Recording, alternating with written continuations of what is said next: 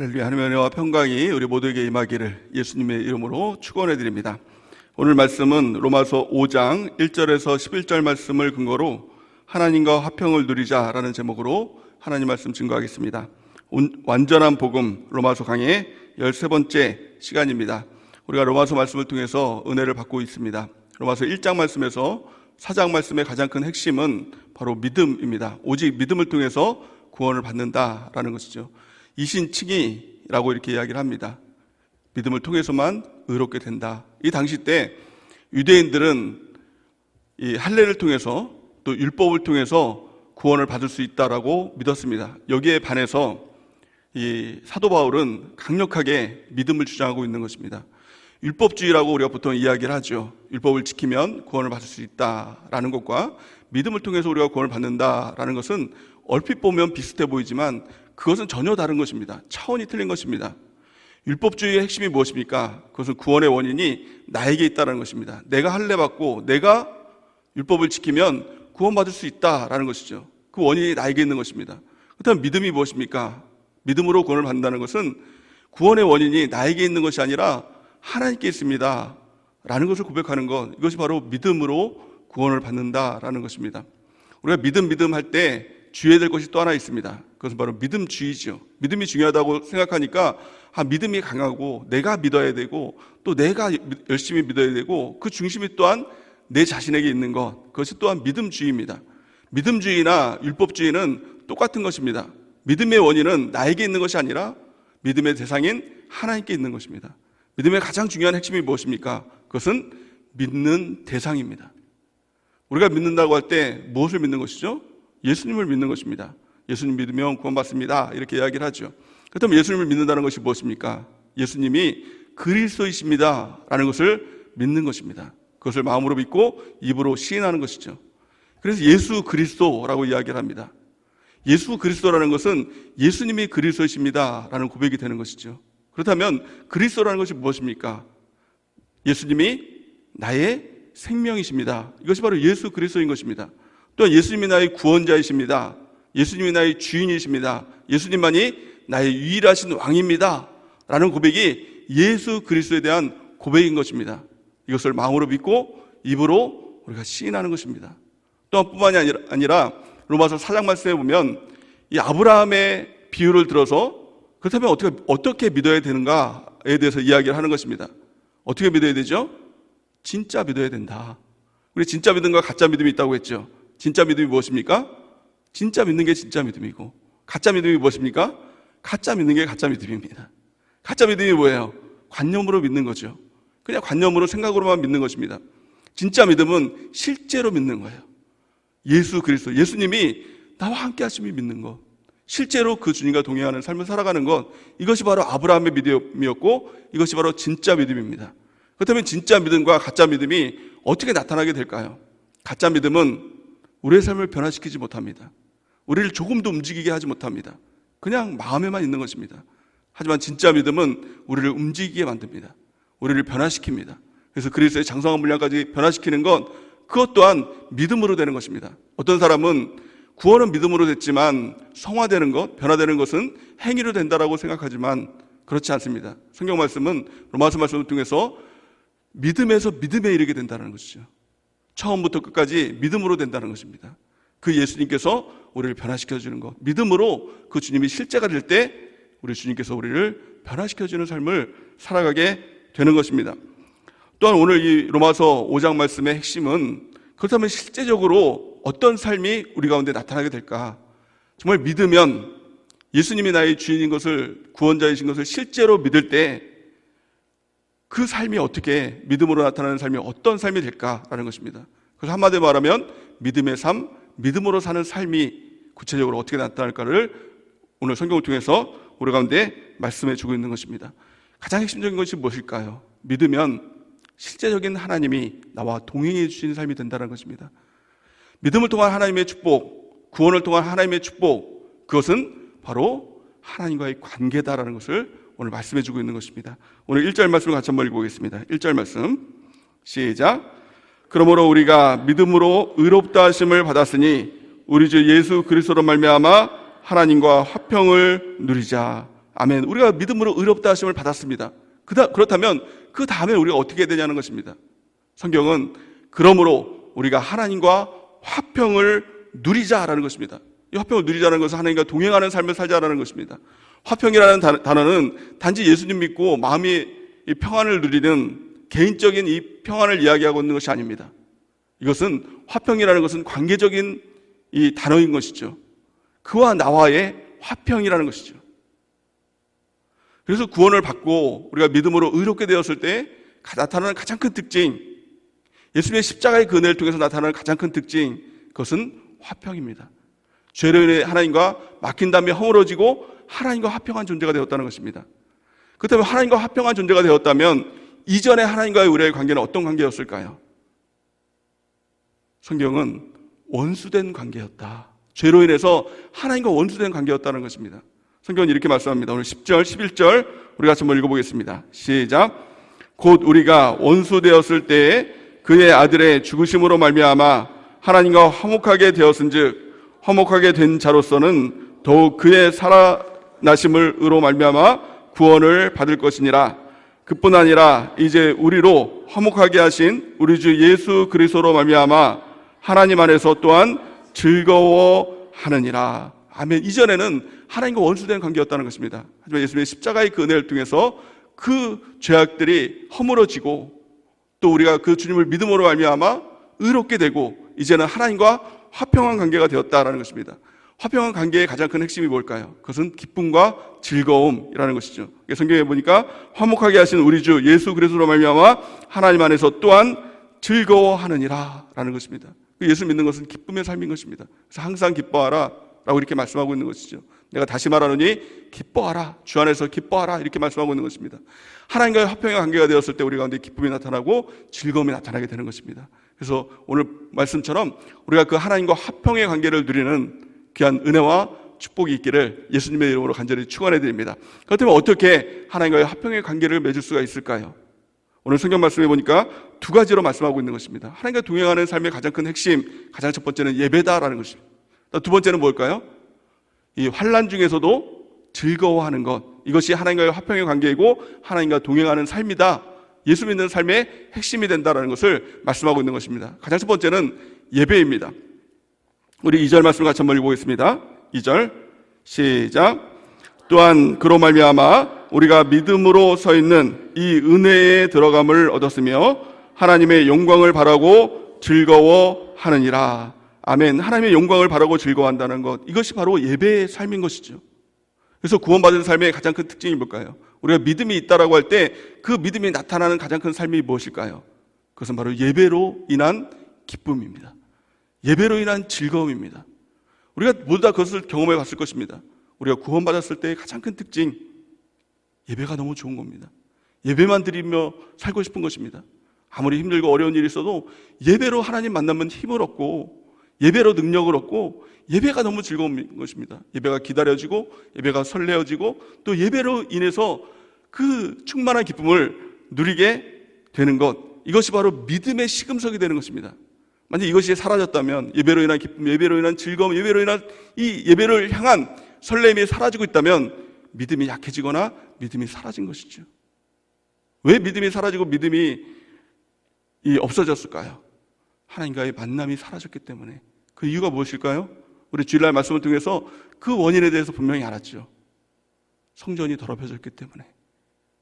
하나님과의 만남의 이 성전, 마음의 성전, 또 이 지상 성전, 하늘의 성전, 이것이 더럽혀졌기 때문에 하나님과의 만남이 없어진 것입니다.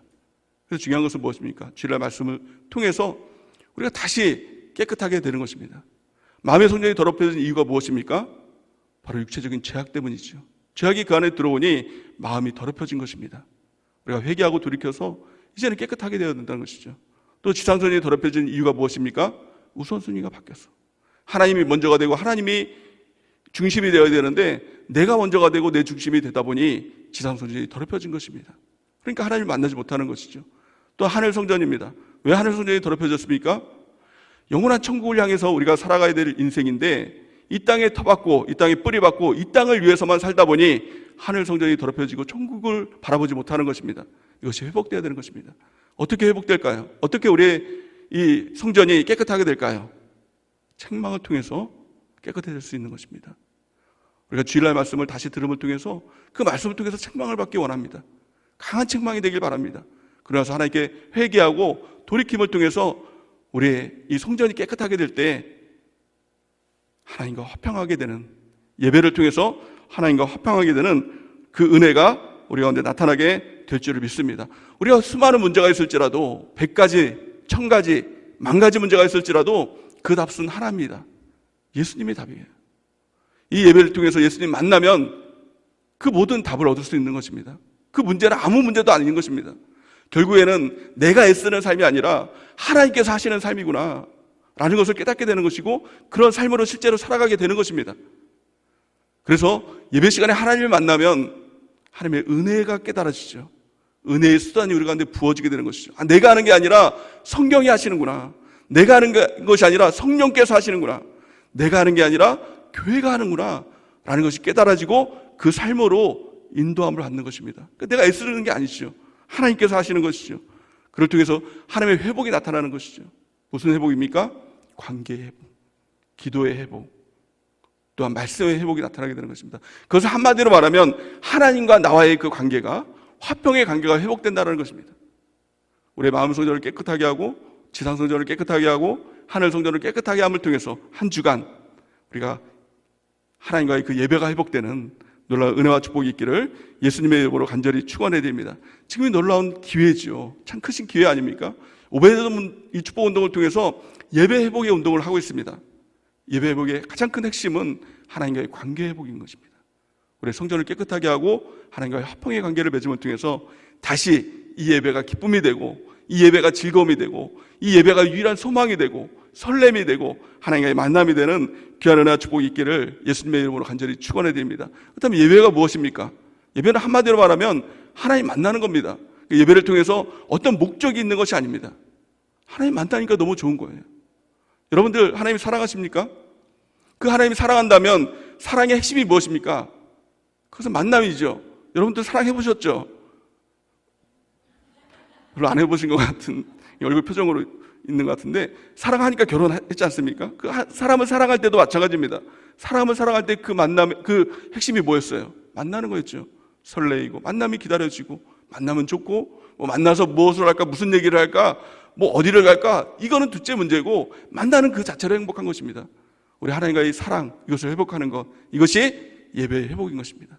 예배가 회복될 때, 예배가 기쁨이 될 때, 예배가 즐거움이 될 때 진정한 그리스도인의 삶이 회복되는 것입니다. 예배를 위한 삶, 예배로 인한 삶, 예배가 능력이 되는 삶을 살아가는 은혜가 있기를 예수님의 이름으로 간절히 축원해 드립니다. 자, 두 번째, 하나님과 화평하자라고 할 때 하나님과 화평할 수 있는 이 방법이 무엇입니까? 그것은 바로 환난 중에서도 즐거워하나니라는 것입니다. 3절 말씀에 보니까 다만 이뿐이 아니라 우리가 환난 중에도 즐거워하나니 이렇게 말씀하고 있죠. 이것은 환난 중에만 즐거워하라는 것이 아니라 환난 중에도 즐거워하라는 것입니다. 모든 삶에 있어서 즐거움이 된다는 것이죠. 예배로 인해 주님을 만나는 삶 가운데 또한 우리의 삶 가운데서도 이 삶의 예배가 된다는 것입니다. 하나님과 동행하는 삶, 이것이 삶의 예배가 되는 것이죠. 그럴 때 모든 삶에 즐거움이 있고 기쁨이 넘치는 삶을 살아가게 되는 것입니다. 그런데 특별히 환난 중에도 즐거워하라 이렇게 얘기하고 있는 것입니다. 이 세상 사람과 그리스도인의 가장 큰 특징, 세상 사람들은 환난 중에 절대 즐거워할 수 없는 것입니다. 그 이유가 없는 것이죠. 환난은 그냥 환난이고 고난은 고난입니다. 그냥 슬픈 일이고 괴로운 일이고 힘든 일입니다. 근데 그리스도인들은 환난도 주님과 함께 있으면 즐거움이 되고 기쁨이 된다라는 것이죠. 우리의 질문은 이것입니다. 예수님을 믿으면 환난이 없어질까요? 예수님을 믿으면 고난이 다 사라질까요? 좋은 일만 있고 꽃길만 걸을까요? 절대로 그렇지 않습니다. 어떤 사람은 그렇게 생각하는 사람들이 있습니다. 예수님 믿으면 환난이 없어지고 고난이 없어질 것이다 라는 것은 착각이죠. 예수님 믿어도 환난이 있고 고난이 있습니다. 대표적인 예가 바로 요셉이죠. 요셉은 하나님을 믿었음에도 불구하고 그 가운데 환난이 있었죠. 고난이 있었죠. 그래서 사랑했던 형들이 그를 애굽 이 노예로 팔아서 끌려가는 신세가 됩니다. 한순간에 하루아침에 노예가 되는, 그리고 또 이방 나라 노예가 되는 그런 신세가 됩니다. 근데 성경은 거기에 주목을 합니다. 거기서 그가 노예냐 아니냐, 환난이냐 고난이냐 하나님의 이 관심은 여기에 있는 것이 아니라 한 가지에 관심이 있었다는 것입니다. 하나님과 함께하고 있느냐, 아니면 하나님과 무관한 존재로 살아가고 있느냐, 여기에 하나님의 관심이 있는 것입니다. 성경은 거기에 이렇게 말씀하고 있는 것입니다. 창세기 39장 2절에서 7절 같이 한번 읽어보겠습니다. 시작. 여호와께서 요셉과 함께 하심으로 그가 형통한 자가 되어 그의 주인 애굽 사람의 집에 있으니 그의 주인이 여호와께서 그와 함께 하심을 보며 또 여호와께서 그의 범사에 형통하게 하심을 보았더라. 아멘. 형통의 삶은 무엇인가 환난이 없는 삶, 고난이 없는 삶이 형통의 삶이 아니라 하나님이 함께 하시는 삶인 것입니다. 하나님이 함께 하시면 그가 애굽에 있던 노예로 있던 그가 형통한 자가 되었다는 것입니다. 하지만 아무리 내가 좋은 삶, 행복한 삶을 살아가고 있다고 하더라도 하나님이 그 가운데 없으면 그 삶은 형통이 아니라 불통한 삶이 되겠죠. 저주의 삶이 되겠죠. 그래서 우리의 관심은 하나님이 계시냐 안 계시냐, 여기에 초점을 맞춰야 된다는 것입니다. 환난 가운데서 기뻐할 수 있는 그 이유가 무엇입니까? 하나님이 함께 하시기에.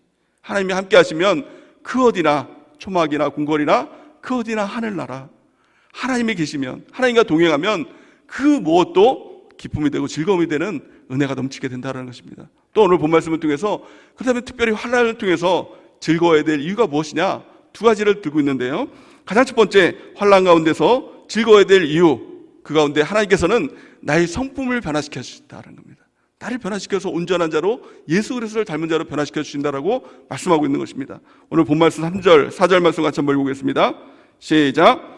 다만 이뿐 아니라 우리가 환난 중에도 즐거워하나니 이는 환난은 인내를, 인내는 연단을, 연단은 소망을 이루시는 줄 알미로다. 아멘. 이 환난을 통해서 우리가 그리스도의 장성분량까지 소망을 가진 자로 우리가 변화되는 그 시간이 바로 환난의 시간이다라는 것을 말씀하고 있는 것이죠.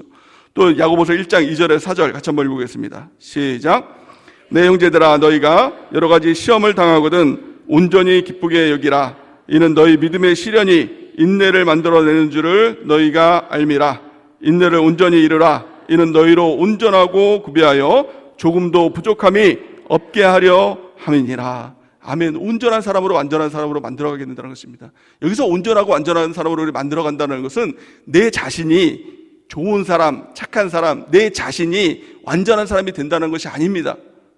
하나님이 나와 함께 하시는 사람이 된다는 거예요. 그래서 온전한 사람이 누구입니까? 완전한 사람이 누구입니까? 갈라디아서 2장 2절 말씀을 통해서 나는 죽고 내 안에 예수님이 사시는 삶, 이것이 바로 온전하고 완전한 삶, 그 믿음으로 사는 삶이 온전하고 완전한 삶이 된다는 것입니다. 환난 중에서도, 고난 중에서도 주님이 함께 하실 때 그 삶이 온전해지고 완전한 삶이 된다는 것입니다. 또 온전해지고 완전하게 된다는 것은 우리의 시각이 바뀐다는 것입니다. 환난을 바라보는 시각, 고난을 바라보는 시각, 사람들은요, 고난은 고난으로 바라보고 힘든 일로만 바라봅니다. 내게 고통을 주는 시간으로만 바라봅니다. 그런데요, 온전하고 완전해진다는 것은 하나님이 함께 하심을 알고 하나님의 개입하신 가운데 그 문제를 바라보게 된다는 것입니다. 우리의 시선이 바뀐다는 것입니다. 이것을 섭리신앙이라고 얘기하죠. 하나님께서 함께 하시고 하나님의 뜻을 알면, 아, 이 가운데도 하나님의 인도하심이 있구나, 하나님의 역사가 있구나, 이것을 깨닫기 시작한다는 것입니다. 요셉이 그랬죠. 요셉의 가장 큰 신앙은 섭리신앙이었습니다. 그래서 그는 이렇게 고백을 합니다. 창세기 45장 5절, 창세기 50장 19절에서 21절 같이 한번 읽어보겠습니다. 시작. 당신들이 나를 이곳에 팔았다고 해서 근심하지 마소서, 한탄하지 마소서. 하나님이 생명을 구원하시려고 나를 당신들보다 먼저 보내셨나이다. 요셉이 그들에게 이르되 두려워하지 마소서, 내가 하나님을 대신하리이까.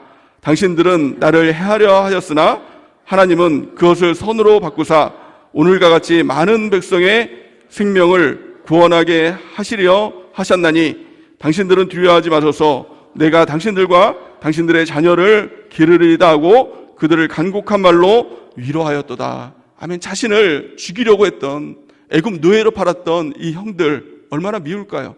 하나님의 개입하심을 믿지 않는다면, 하나님의 섭리를 믿지 않는다면 미운 사람이 얼마나 많은 것입니까? 나에게 해를 입히는 사람들 다 원수가 되는 것이죠. 내가 좀 나으면, 내가 좀 무엇인가 가지면 다 죽여버릴 거야, 다 모든 걸 다 해결할 거야. 이것이 세상 사람의 방법이죠. 그래서 요즘에 유행하는 이런 드라마나 뭐 그런 영화들 보면 다 복수극 아닙니까? 내가 잘 돼서 다 때려 부시고 다 죽여버리고, 이게 모든 사람들이 원함이죠. 근데 하나님의 개입하신 거, 하나님의 섭리를 바라보는 사람은 다르다는 것입니다.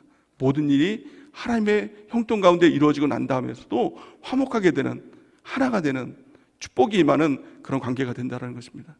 그래서 환난 가운데서 기뻐해야 될 이유가 무엇입니까? 하나님의 개입하심, 나를 변화시키는 하나님의 뜻, 그것을 우리가 바라보는 것입니다. 우리의 눈이 열려서 하나님의 개입하심과 하나님의 섭리를 바라보는 그 은혜가 있길 바랍니다. 두 번째, 환난 가운데서 즐거워할 수 있는 이유가 무엇일까요? 그 가운데 하나님의 사랑과 위로가 그 가운데 부어지기 때문에 그렇다고 성경 말씀하고 있는 것입니다. 우리 5절 말씀을 같이 한번 읽어보겠습니다. 5절 시작. 소망이 우리를 부끄럽게 하지 아니함은 우리에게 주신 성령으로 말미암아 하나님의 사랑이 우리 마음에 부은 바 됨이니. 아멘. 여기서 소망이라는 말을 쓰고 있습니다. 성경의 소망, 이게 진짜 소망이죠. 우리의 소망이 무엇일까요?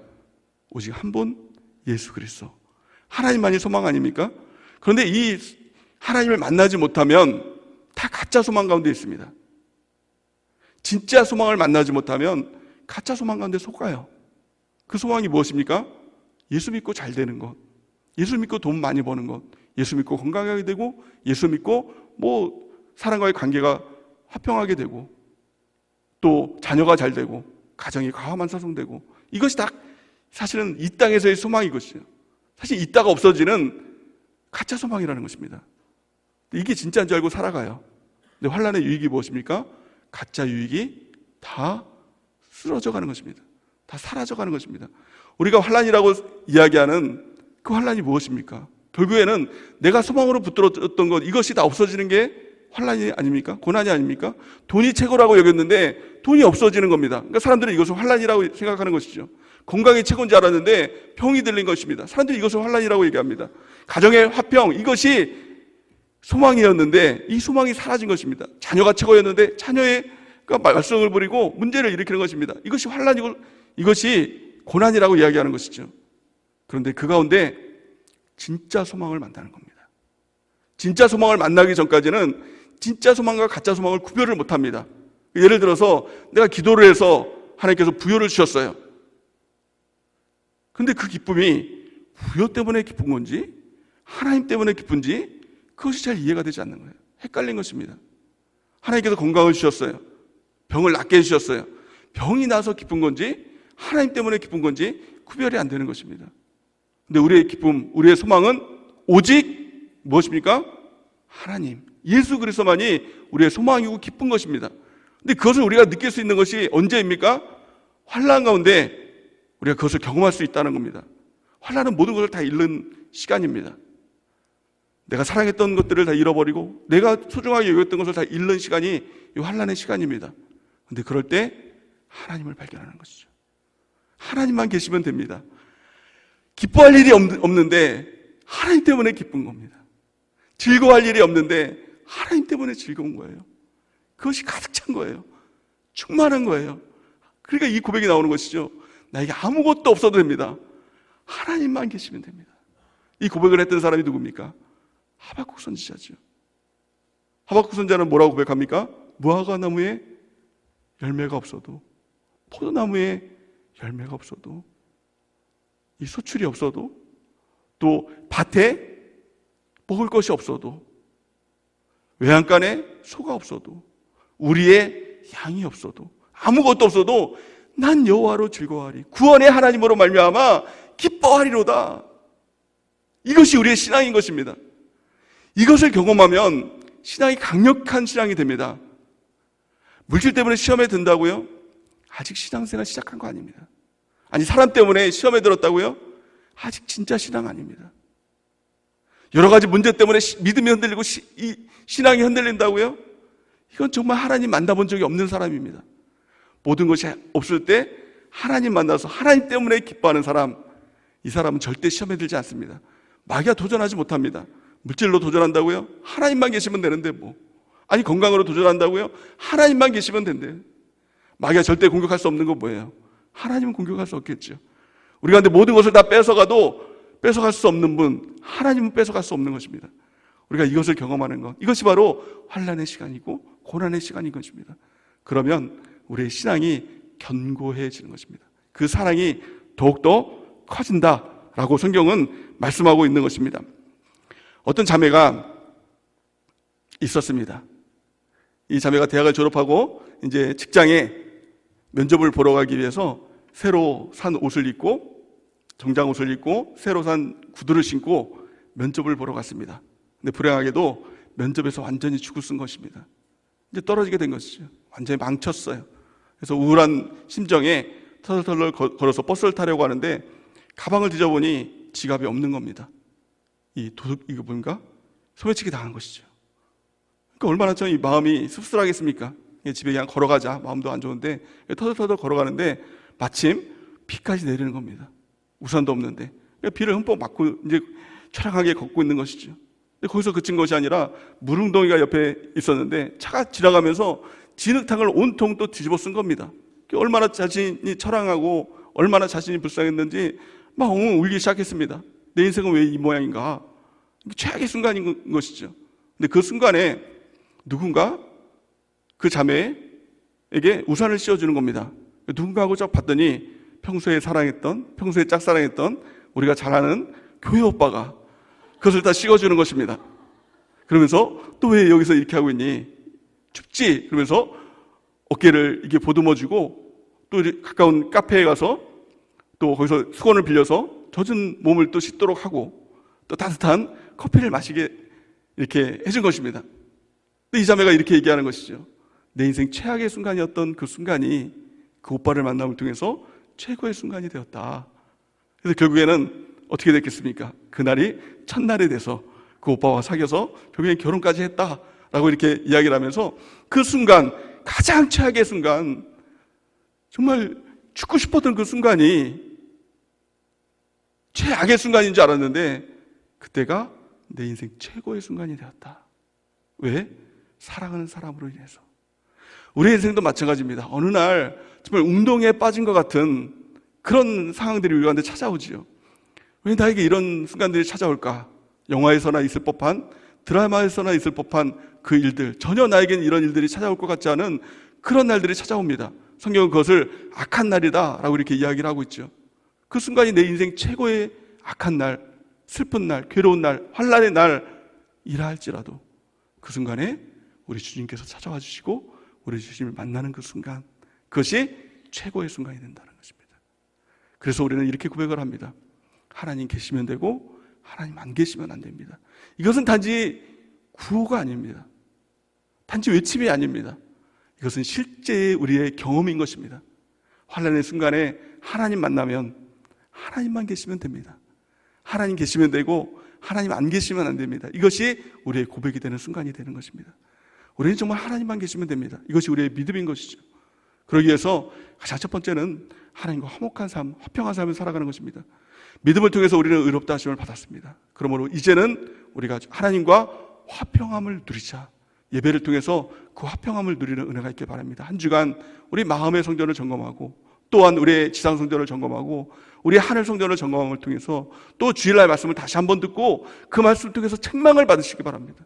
그 말씀을 통해서 그냥 위로를 받기 원해서 듣는 것이 아니라 정말 진지하게 듣고 내 마음의 책망으로 듣고 돌이켜 가슴을 찢으면서 회개하고 이 마음의 성전, 지상 성전, 하늘 성전을 깨끗하게 하는 은혜가 있길 바랍니다. 그럼을 통해서 예배가 회복되길 바랍니다. 이 예배 가운데 진정한 하나님의 즐거움을 발견하고 진정한 하나님의 기쁨을 발견하고 하나님과 만나는 이 예배가 되길 바랍니다. 그리고 우리의 삶 가운데 함께 하시는, 동행하시는 그 하나님과 함께하는 삶의 예배로 우리가 나가는 은혜가 있길 바랍니다. 환난 가운데서 기뻐하는 것. 왜요? 환난을 통해서 하나님은 나를 바꿔주시기 때문에, 나를 하나님의 사람으로 예수 그리스도의 장성한 분량까지 나를 바꿔주시기 때문에, 또한 어떠한 환난이 있을지라도 내 인생 최악의 날이라 할지라도 사랑하시는 주님만 계시면 되는 순간, 그것이 바로 환난의 순간이기 때문에 오직 나는 주님만 계시면 됩니다. 그래서 우리가 찬양할 때도 그런 찬양하지 않습니까? 날이 저물어 갈 때, 또 빈손으로 걸을 때, 그때가 하나님의 때. 하나님의 때가 무엇입니까? 하나님 만날 만한 그때가 바로 그때라는 것입니다. 그래서 이 다윗은 이렇게 고백을 합니다. 시편 23편 4절에서 6절 우리 같이 한번 읽어보겠습니다. 시작. 내가 사망의 음침한 골짜기로 다닐지라도 해를 두려워하지 않을 것은 주께서 나와 함께 하심이라. 주의 지팡이와 막대기가 나를 안위하시나이다. 주께서 내 원수의 목전에서 내게 상을 차려주시고 기름을 내 머리에 부으셨으니 내 잔이 넘치나이다. 내 평생의 선하심과 인자심이 반드시 나를 따르리니 내가 여호와의 집에 영원히 살리로다. 아멘. 시편 23편의 이 말씀은 실제로 다윗이 광야 가운데 죽음 가운데 이 사울의 눈에 피해서 도망가던 이 시절에 아무것도 없었을 때 환난의 때에 쓴 이 시가 바로 시편 23편이에요.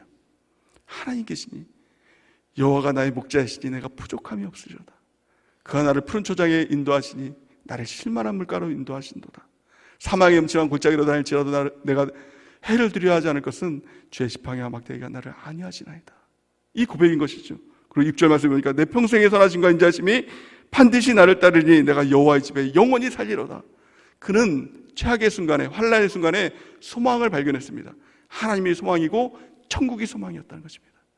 우리가 여러 가지 환난을 만날 때도, 고난을 만날 때도 기뻐하는 주의 백성 되길 바랍니다. 하나님만 계시면 됩니다. 이 고백 가운데 우리가 진정한 신앙인의 삶, 구원받은 삶의 삶, 믿음으로 의인된 삶을 살아가는, 하나님과 화평된 삶을 살아가는 우리 모두가 되는 은혜가 넘치기를 예수님의 이름으로 간절히 축원해 드립니다.